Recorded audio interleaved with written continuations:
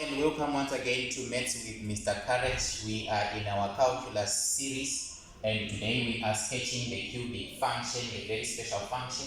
So there is a process that we are going to follow step by step, and our question says sketch the graph of f of x is equal to 2x cubed minus 5x squared minus 4x plus 3, and the whole process is going to count approximately 12 marks. And the key point, clearly show all the intercepts as well as the turning points.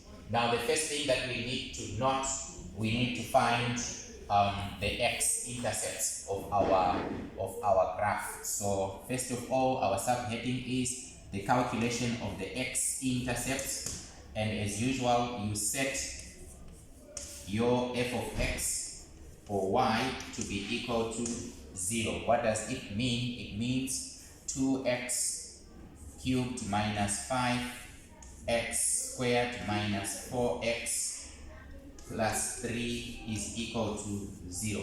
Now in our previous series we looked at solving this cubic equation by factoring or by making use of synthetic division or long division. So we are going to do that. Now according to synthetic division or our factor theorem, we are going to try f of 3 to see what we get. F of 3 will be equal to 2 multiplied by 3 to the power 3 minus 5, 3 to the power 2 minus 4 multiplied by 3 plus 3. Right, if we check this calculation from your calculator, you will find that this is going to give you 0. Now when it gives you 0, it means that x minus 3 is a factor of f of x. Now we've established one factor, we need to find the second factor.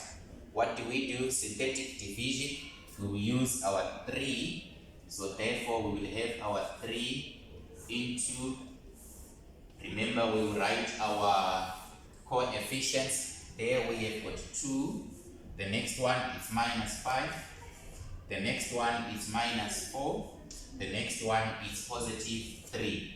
Now we bring down the 2 as usual, so bring down the 2, and then our process goes 3 times 2 is 6 minus 5 is 1, and then 3 times 1 is 3 plus minus 4, that is negative 1. 3 times negative 1 is negative 3 plus 3. This is equal to 0. This is our checkpoint. Now we have established our quadratic factor. I am going to circle this part here. It represents our quadratic factor. Therefore, we are now solving our equation as follows: x minus 3 factor of 2x squared minus or plus x, and then minus 1, that will be equal to 0. Now we have this part here, the quadratic part. It can also be factorized, and when we factorize it, this becomes x minus 3. We need our two brackets here equal to 0. Now when factorizing, you can use any method from your calculator. You can use mod 5, 3. Also, you can use the basic methods of factorization, and when you do that, your two factors, they will be, the first one will be x plus 1, and then the second one will be 2x minus 1. 2x minus 1. Right, when you get these factors, you are now having your x value. So from the first one, our x would be equal to 3, and then the next one, x will be equal to negative 1, and x will also be equal to 1 over 2. So these are the x values of our turning points, and for each x value we need to find the corresponding y value. So we will have the first one, f of 3 is actually equal to 0, and then also f of minus 1 is also equal to 0, and then f of 1 over 2 is also equal to 0. And remember here, this is quite easy because we have set our f of x to be 0. So therefore our x-intercepts are as follows. The first point is 3 and 0. The next one is minus 1 and 0. And then the next one is 1/2 and 0. These are the 3 points where our graph crosses the x-axis. Now our next subheading would be from the x-intercept, we can even go to the y-intercept. So our y-intercept as a heading, you set our x to be equal to 0. Now in this function that we have, we will have 2 y is equal to 2 multiplied by 0 cubed minus 5, 0 squared, and then minus 4 multiplied by 0, and then plus 3. Now all these parts, they become zeros, therefore your y will be equal to 3. In other words, your y-intercept is the point x is equal to 0 and your y is equal to 3. By inspection, you can check it here. This part becomes 0 and this one becomes your y-intercept. Now we are through to the stage of the y-intercept. The next stage is now to establish the turning points. This is very important. So we go to our next part, that is the turning points. Now when you are at the turning points, there is a condition that should be fulfilled. That is, at every turning point, our f prime of x, the derivative, must be equal to 0 for every turning point. The other name for the turning points, they are also called the stationary points. So we are going to apply our rules for differentiation, check our previous series so that we can be able to find the derivative. So you will note that our f prime of x, it will be equal to, our f prime of x would be equal to 6x squared minus 10x and then minus 4. This is our f prime of x, the first derivative. You drop the power, you subtract the 1, you drop the power, you subtract the 1, and the derivative of 3 is a constant. So therefore we are solving this equation, equating it to 0. Now you can check here 6, 10 minus 10 and 4. You can even reduce this one by dividing by 2. So we will say divided by 2, 3x squared minus 5 x minus 2 is equal to 0. This creates a basic quadratic equation, and we can actually solve it by factorization. So let us check the two factors that we will get. You can use the mod 5, 3, and our a is 3, and then our b is minus 5, and then our c is minus 2. And then when we do that, we will find that the first bracket is actually x minus 2, and then the other one, it will be 3x plus 1. 3x plus 1. This is equal to 0. So x minus 2 factor of 3x plus 1 is equal to 0. Now our x values are as follows. X is equal to 2 or x is equal to minus 1/3. Now these are the x values of our turning points. We need to establish the y values of our turning points. So what do? We go back to the original statement and we substitute x is equal to 2 and x is equal to minus 1/3.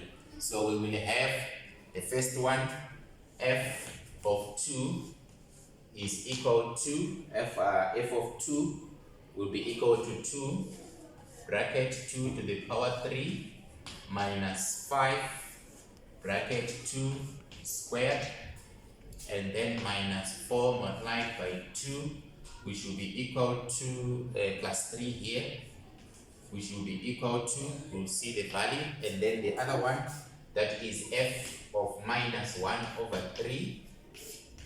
This will be equal to 2 minus 1/3 cubed minus 5, 2 to the power 2 minus 4.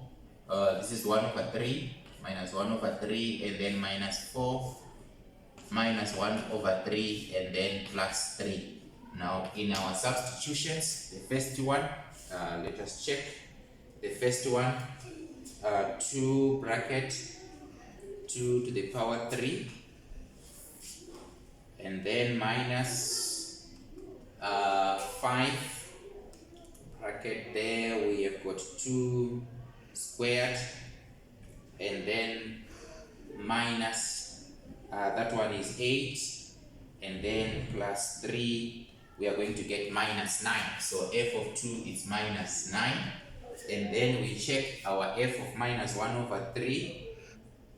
F of minus 1 over 3, that's 2 bracket negative 1 over 3. This is raised to the power 3, and then minus 5 bracket minus 1 over 3 squared minus 1 over 3, and then this is squared, and then we have minus 4 multiplied by minus 1 over 3 minus 1 over 3, and then finally plus 3, that will be equal to 100 over 27. So this is 100 over 27. That's cool. So we can conclude that here our coordinates of the turning points are as follows. The first one, our TP is x is equal to 2, and the other one is minus 9.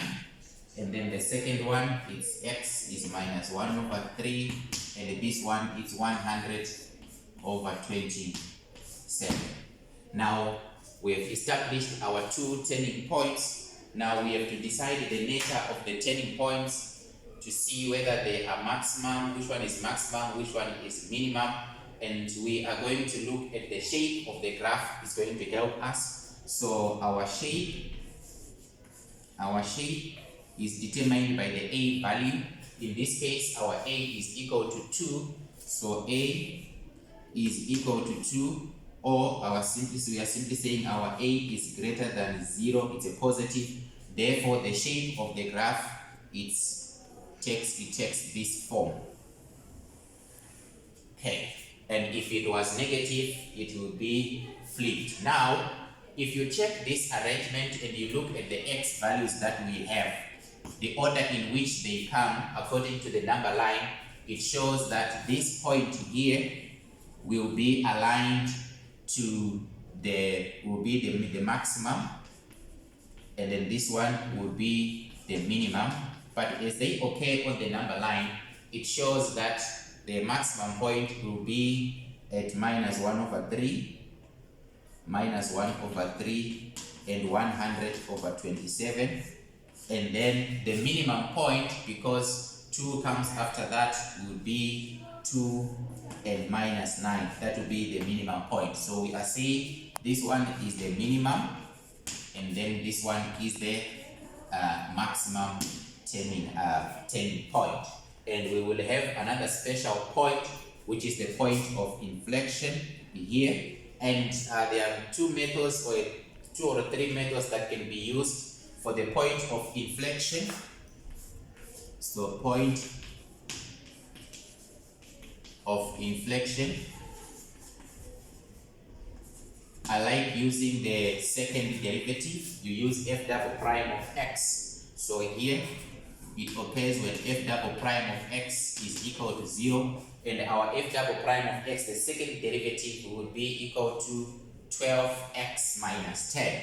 So this is 12x minus 10 is equal to 0. So our x is equal to 10 over 12. And when you simplify 10 over 12, this actually reduces to x is equal to 5 over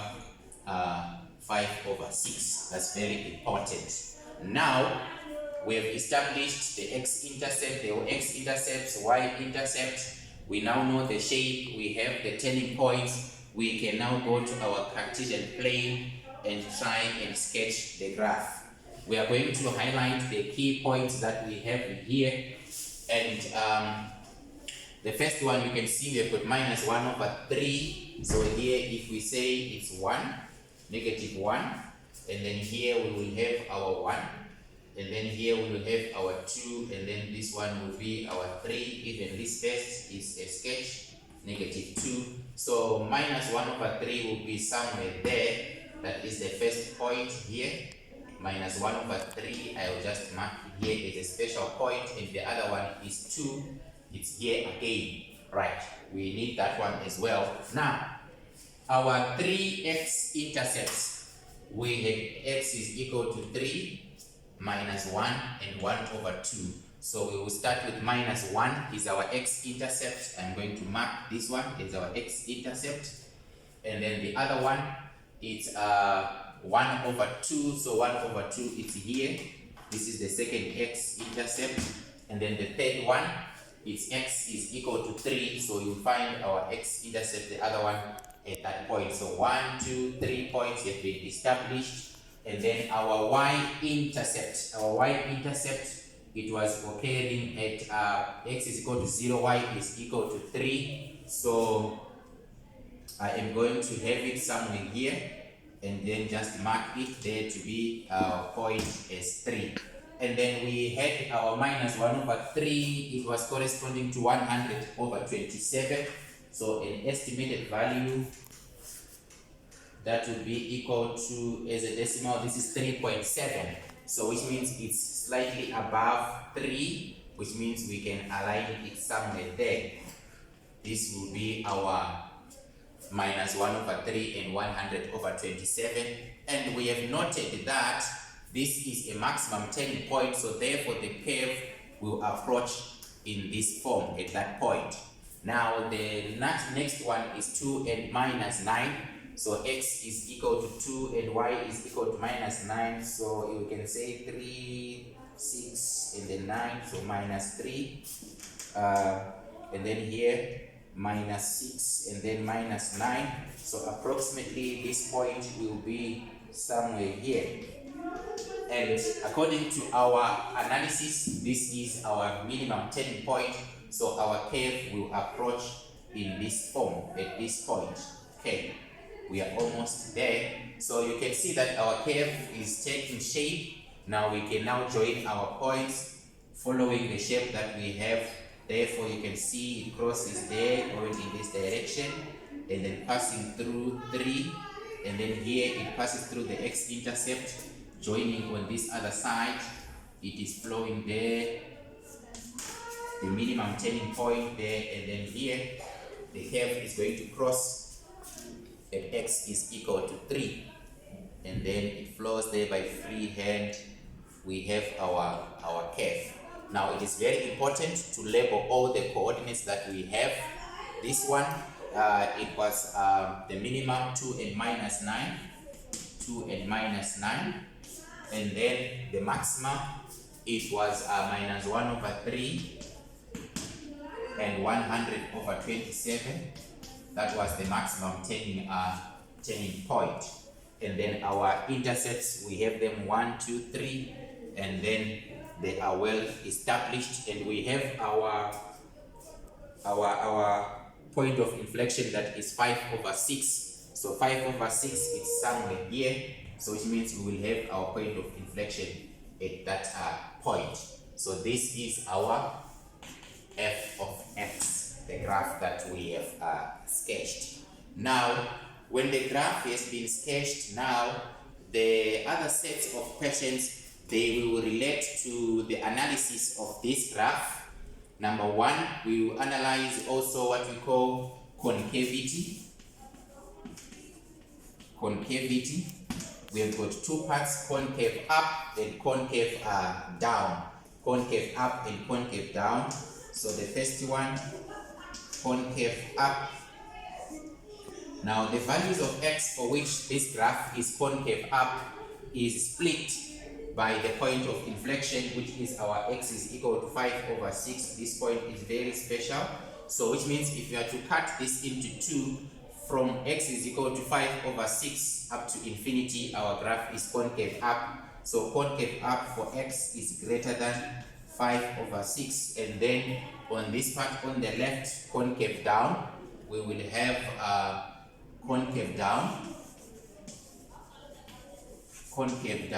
that is for x is smaller than 5/6. And a lot of interpretations are going to be done on this graph. For instance, you can have another one here.